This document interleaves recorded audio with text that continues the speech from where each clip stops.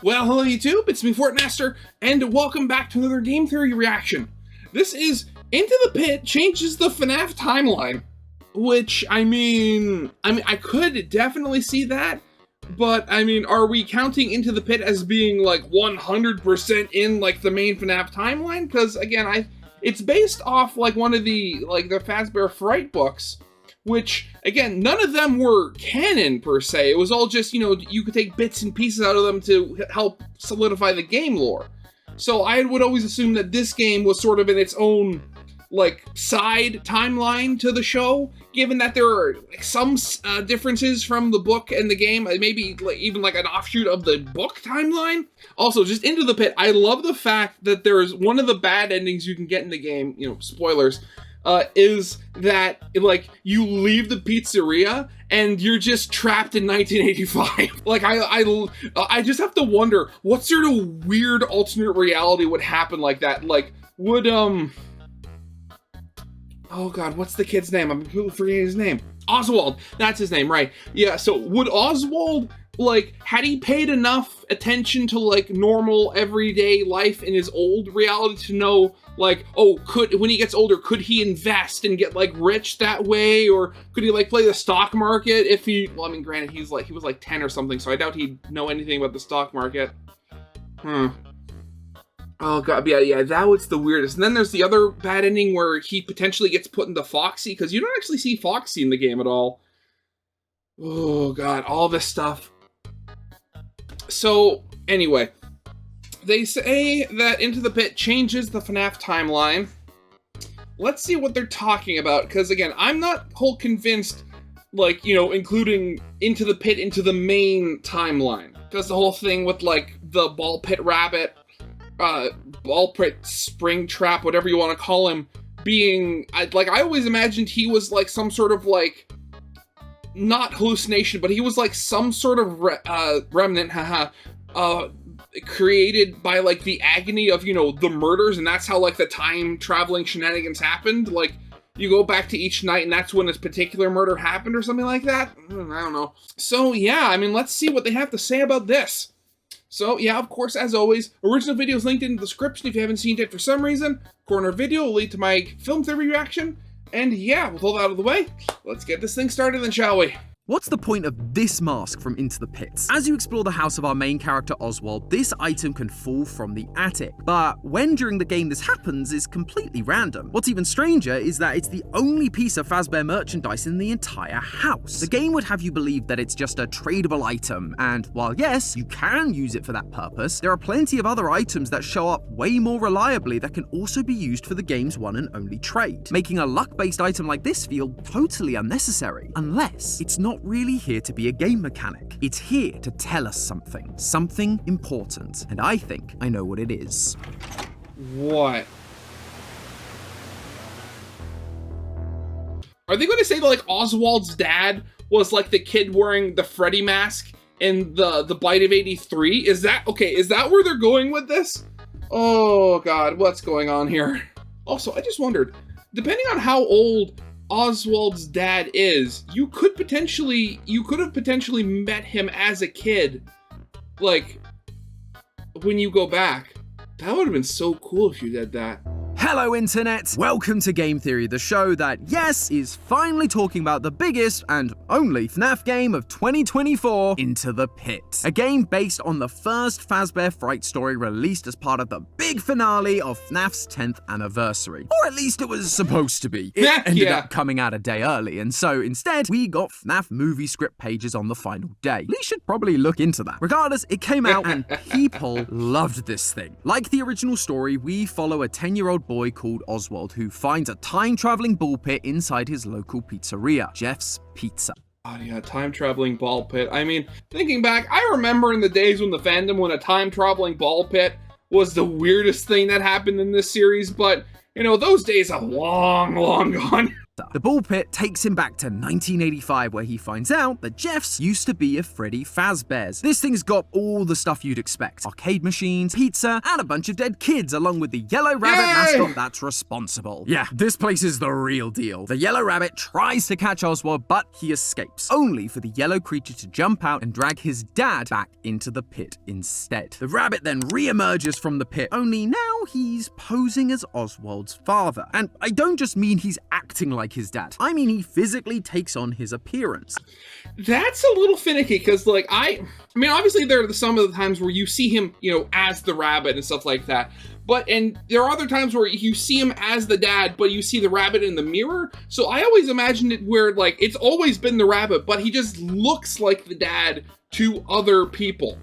Like, and it's only Oswald that can kind of see through the disguise. Also, glowing eyes. At least to everyone else. Nobody seems to be able to see the yellow rabbit except for Oswald. And so it's up to him to find a way to sneak past the rabbit, get out of the house, and back to Jeff's to find his dad. Eventually, Oswald does find him, frees him, and kills the yellow rabbit in the process. There are some changes here and there to make sure that it works as a game rather than a 40-page story, but overall, it's a really good experience. The time travel mechanics work great for in-game puzzles, and the pixel art style is gorgeous. However, I did notice one thing. They removed the flossing Bonnie animation. I don't think I watched a single playthrough where Bonnie actually flossed, as opposed to, like, in the initial trailer they released, you see Bonnie flossing, which, I mean, I'm gonna be completely honest here, I'm happy they did. I have way too many bad cringe memories of when flossing was just the entire thing on the internet. Ugh. Like any FNAF game, we all know why we're really here: the lore. And that's where things get a little bit messy. This game is full of references from all across the FNAF universe. Fazbear Fright stories, the games, the graphic novels, the FNAF movie. Oh, and then there's this. Wow, whoever GGY is has the top score on every game. I mean, technically, if Gregory were a robot, he would live this entire time. What trolls you are.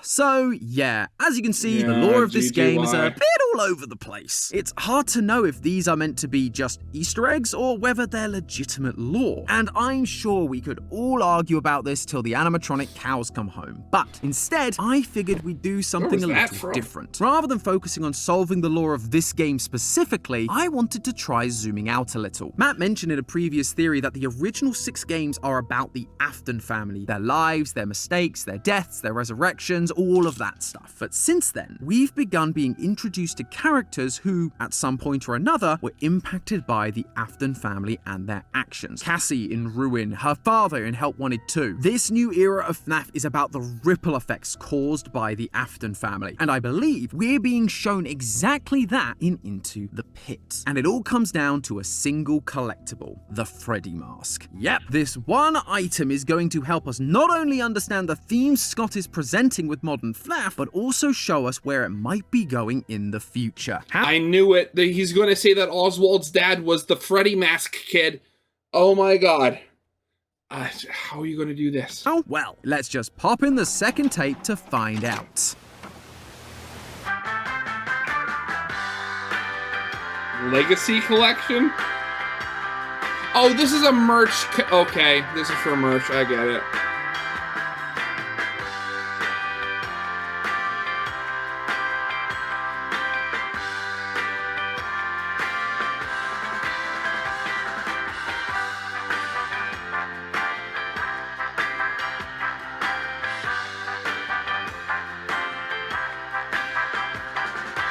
Embrace your legacy. The Legacy Collection, featuring 4 new signature jackets and a range of flattering graphic tees, is available now at lumenofficial.com.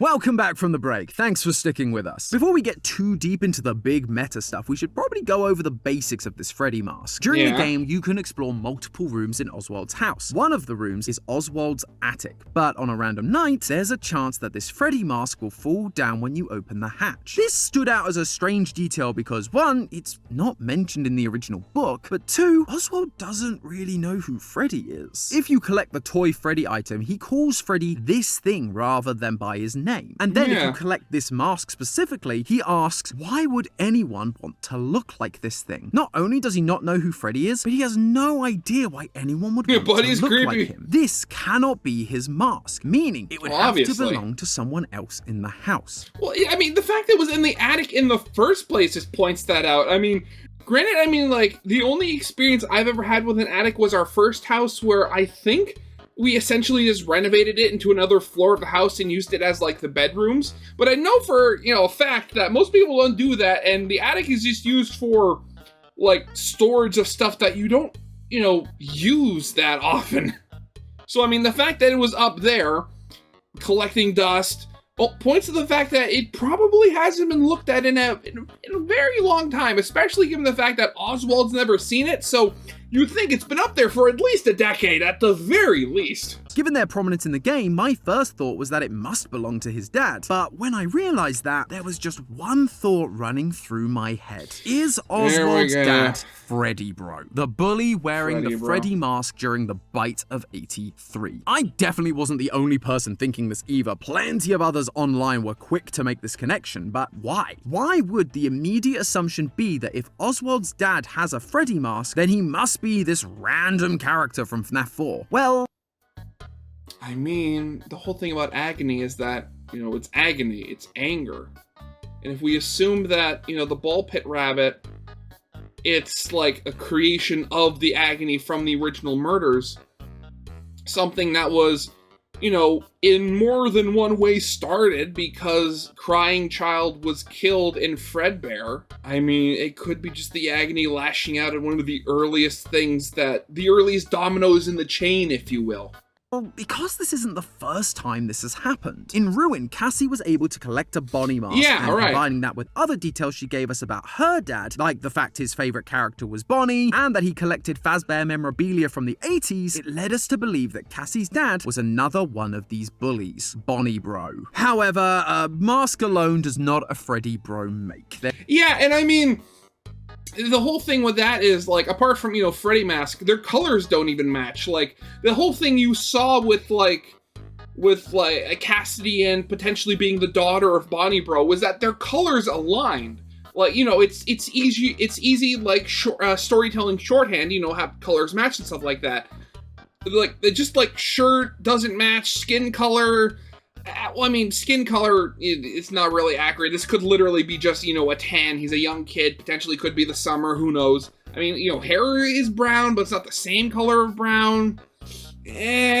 There would obviously need to be other connections, and so the first question I asked myself was, does the timeline match up? It sounds simple enough, but we're actually missing a number of crucial details. The game doesn't tell us how old Oswald's dad is. All we know is that he's old enough to have a 10-year-old son. On the other side of things, while we don't have the exact ages, it seems pretty widely accepted that Michael and his bully friends are at least tweens when we see them in 1983. So, for Freddy Bro and Oswald's dad to be the same person, Into the Pit would need to take place far enough in the future from 1983 where he could grow up, have a kid, and have the kid turn 10 years old. It's very important, yes. So far into the future that he becomes too unreasonably old to look the way he does. Which leads me to my second problem. The game is very explicit that Oswald is traveling back to 1985, but it's never stated what year he starts in. In fact, Megacat Studios has been so careful not to reveal the date that despite the calendar in the past giving us the month and year, the one in Oswald's house during the present it just says August, month. But there are a few details that slipped through the cracks, and I believe that they can help us figure out at least a rough range of dates for when this story takes place. During the second day, you have the opportunity to look around Oswald's school, and in the second classroom you can find several things hanging on the wall, like numbers, a sun clock, and a world map that seems a little broken,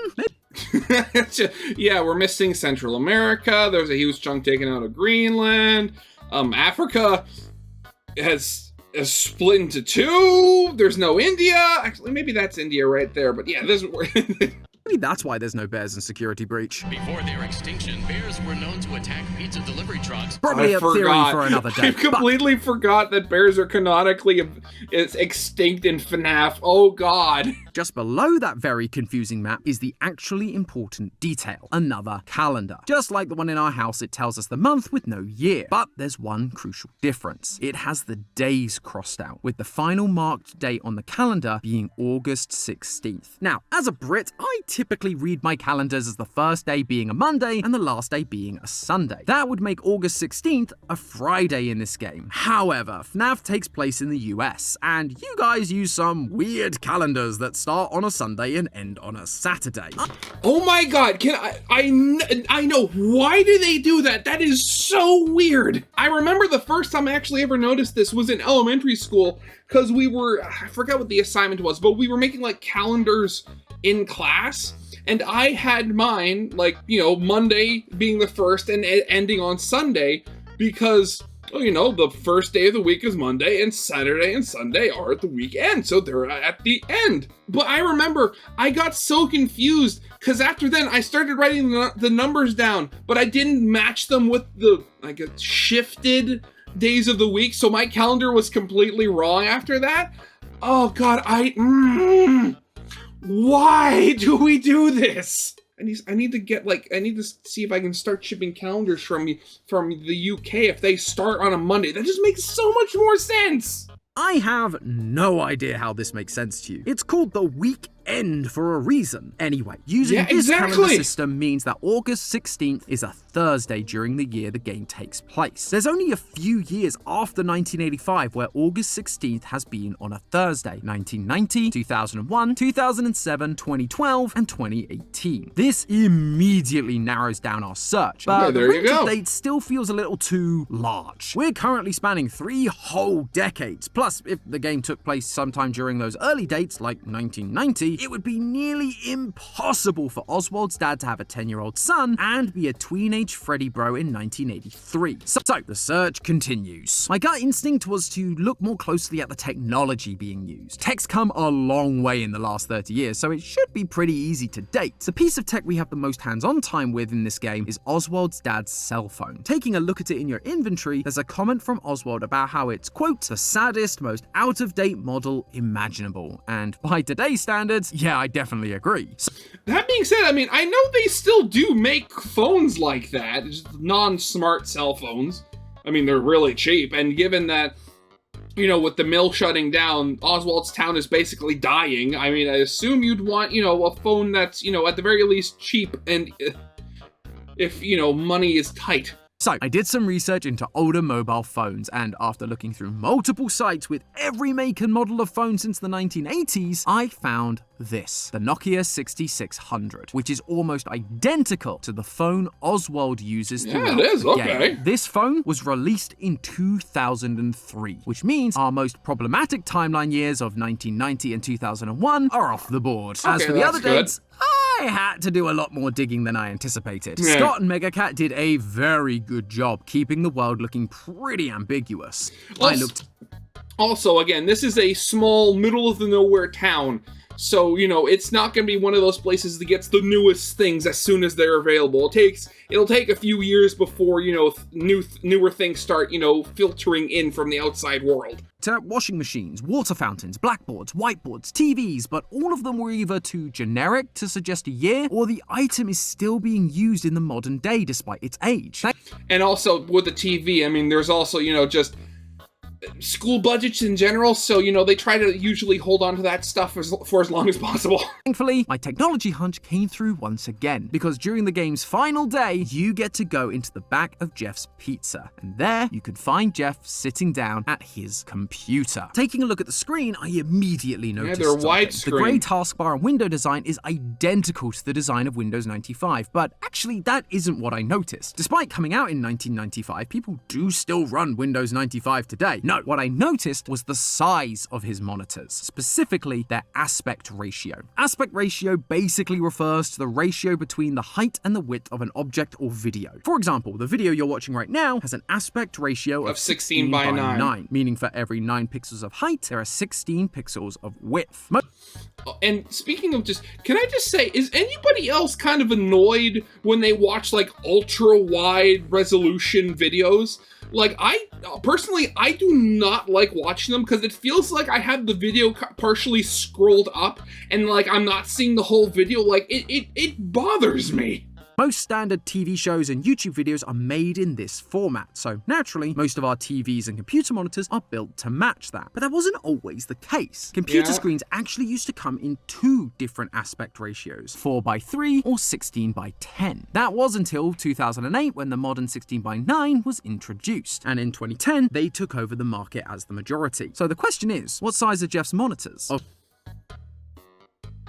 If the old size was 16:10, why did 16:9 kind of explode in popularity? Like, I'm gonna have to look that up, now I'm curious.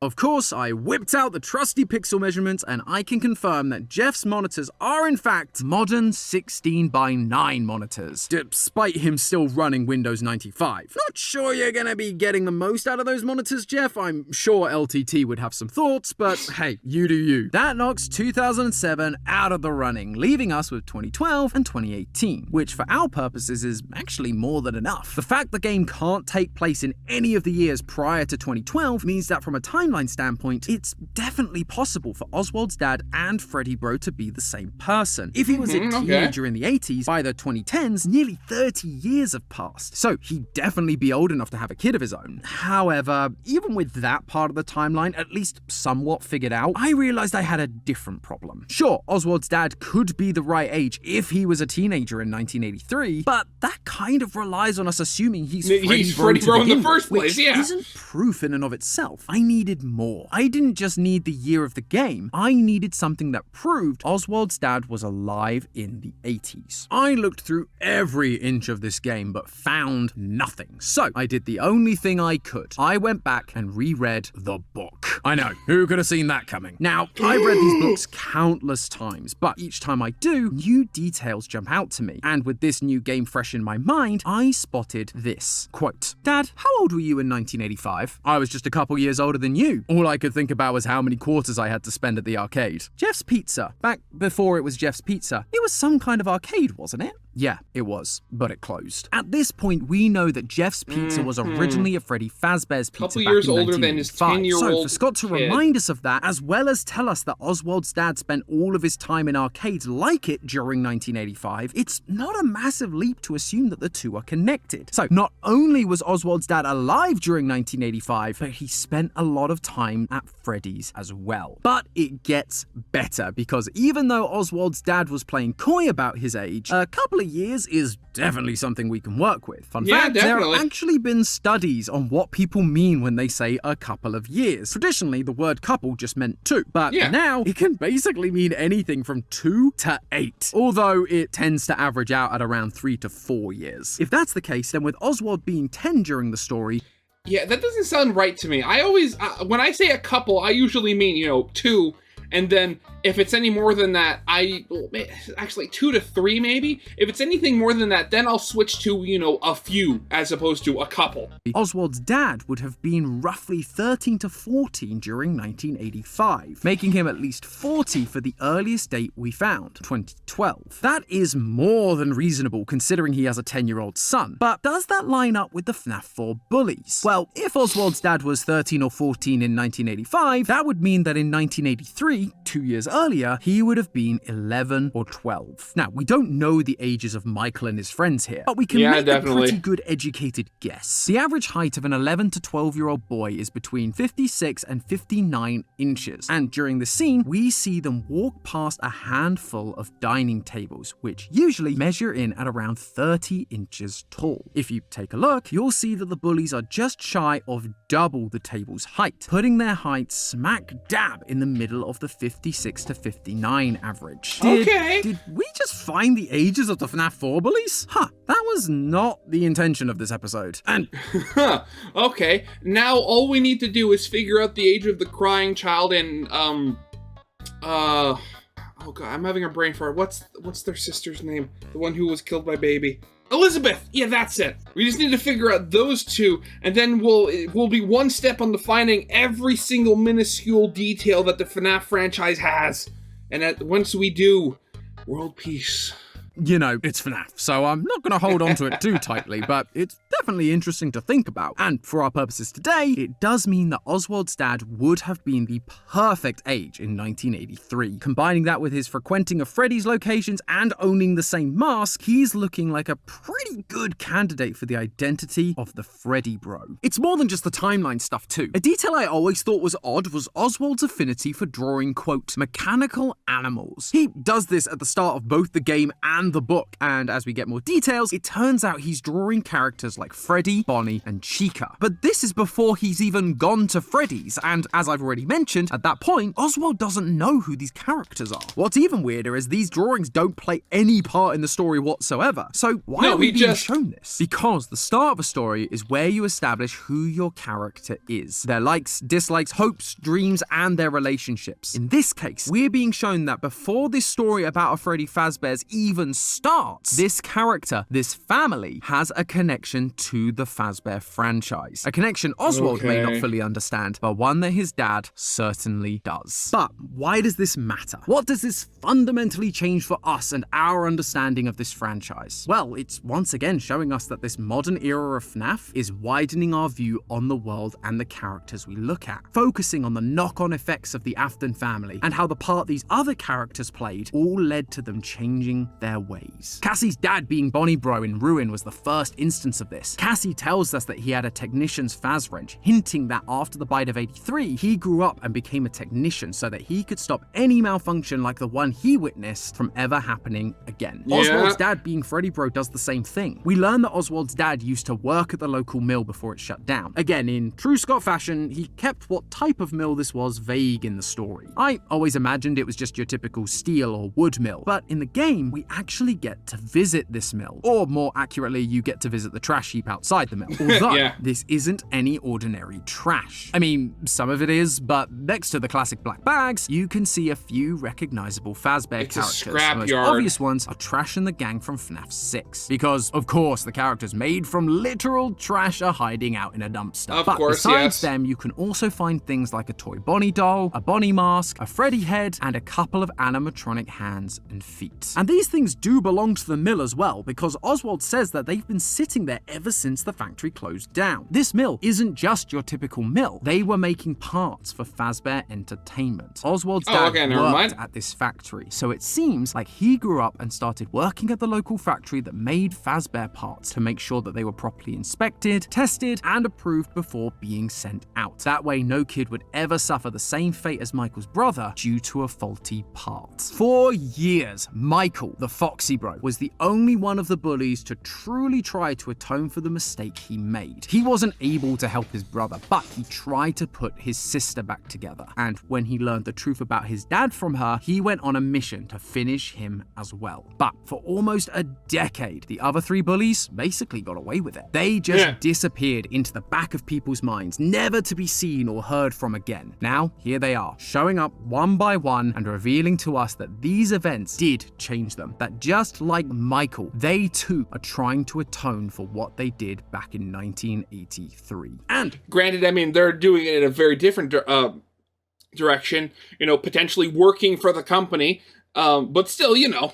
This theory works regardless of whether you think Into the Pit and the books are 100% canon and Oswald's dad is literally Freddy Bro, or whether you believe he's just a parallel for a grown-up Freddy Bro. The theme is still the same. This era of FNAF is about the ripple effects of the Aftons and the atonement of the FNAF 4 bullies. Scott is trying to wrap up loose ends that were left dangling for years. He's giving us a little more insight into characters that up until now have basically been one-dimensional. Both Bonnie Bro and Freddy Bro were just bullies. Mean kids that thought it would be funny to shove Mike's little brother into the mouth of an animatronic he was terrified of. But now we're being shown that they didn't stay those one-note cruel bullies after that. That just like Michael, they were haunted by what they did and were doing whatever they could to make up for it. We see during the end of the game that Oswald's dad deeply cares about his son. He's no longer the awful bully. He's kind and loving, just wanting to provide for his family. And before the factory shut down, he was trying to stop the same horrifying incident happening again. Just like Bonnie Bro did as a technician, and just like Foxy Bro did when he put an end to dear old dad.